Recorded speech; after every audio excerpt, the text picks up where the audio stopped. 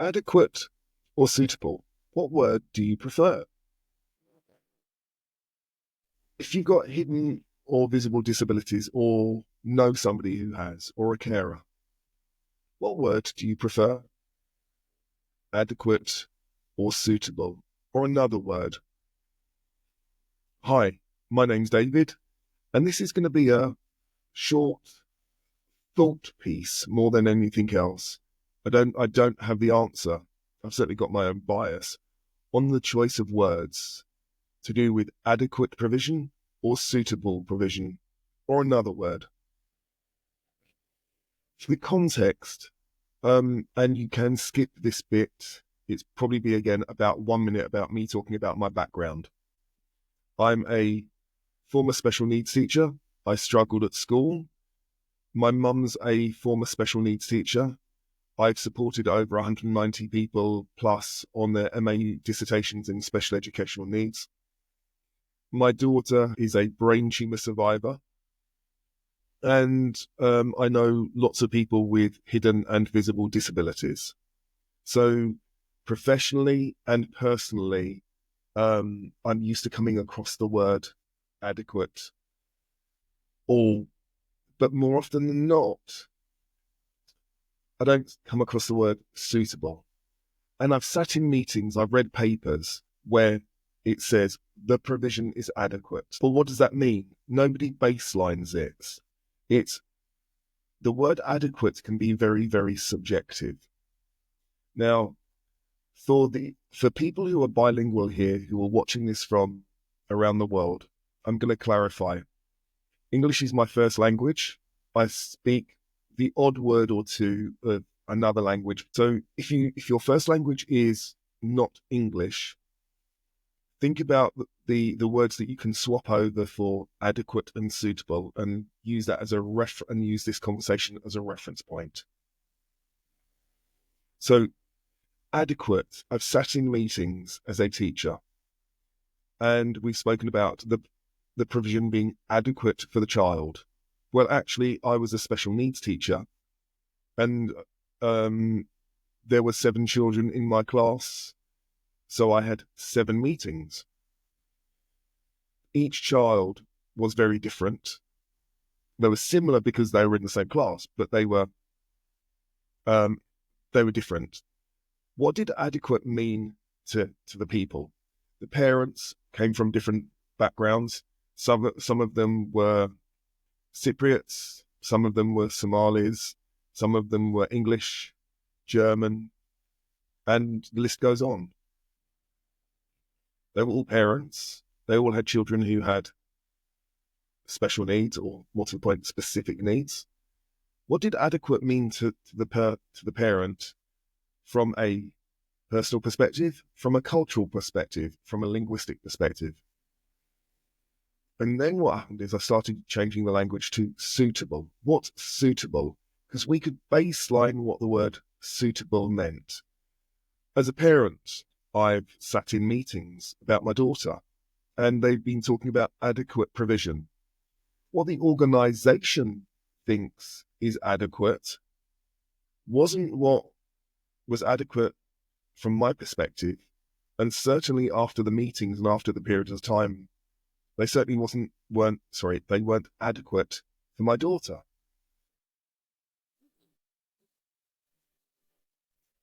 The problem lay in we weren't baselining what the word adequate meant. So therefore there was confusion and there was frustration. Because, again, what's the baseline for adequate? If we then look to the word suitable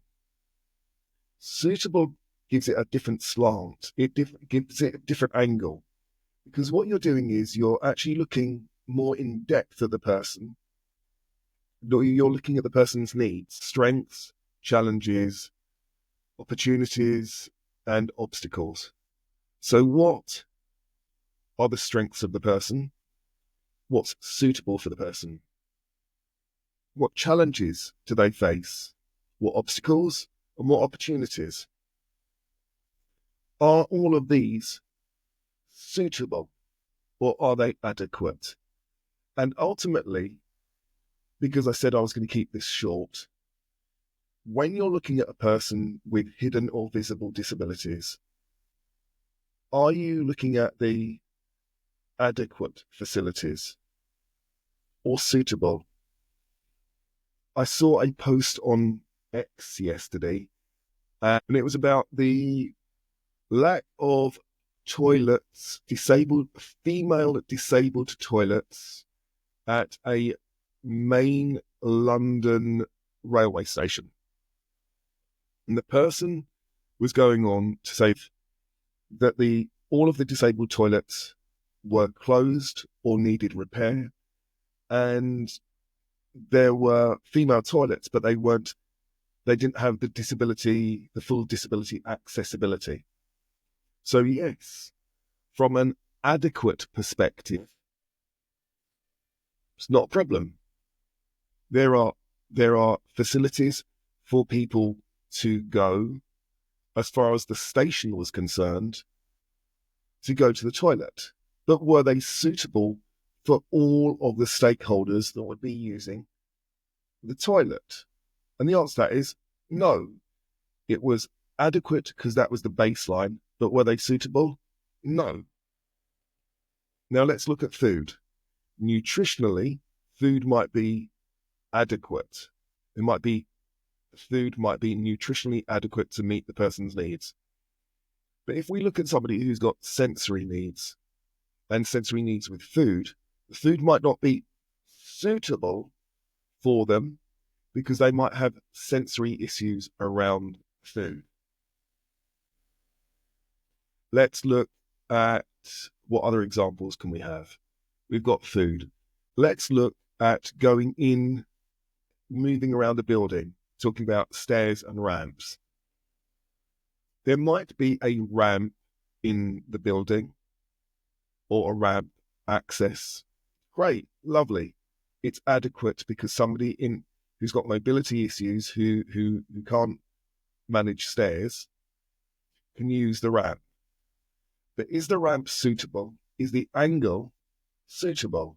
Because it might be adequate that there's a ramp there, but is the ramp at a suitable angle? Suitable or adequate? When you go into meetings, people are coming from different perspectives. They're coming it from a professional perspective. Also, they have their own personal experiences. What role are they playing? What persona are they? The professional, the parent, the carer, the person with a hidden disability? Are they potentially 2 or 3 of those personas? And when looking for the needs of the person or for the people around, is there the clarification on what the word adequate means? Does that need to be clarified before the meeting? Does there need to be an appendix somewhere to say that adequate, it means X, Y, and Z? It lists specifically the things. Or should the word suitable be there? And then actually, again, that explaining it. For me, and I'm going to explain my own personal bias, I would prefer the word suitable or words like that, because it puts more of a positive note on things. It's more empowering, and actually people can come together and think how to maximize the person's potential or the stakeholder's potential to ensure that it's suitable so that the person can be as independent as possible or fulfill the task that they're there for to their full potential or as efficiently as possible. Adequate to me is a baseline. It's not good enough. Thank you very much for your time. Thank you very much for listening. I'd love to know what your thoughts are on this. I'd also love to learn from you about words that could be replaced for suitable. If you're bilingual, And if your mother tongue or first language is not English, please let me know what words replace adequate or suitable, or other words that might be a better fit if they're far more descriptive. Thank you so much for your time.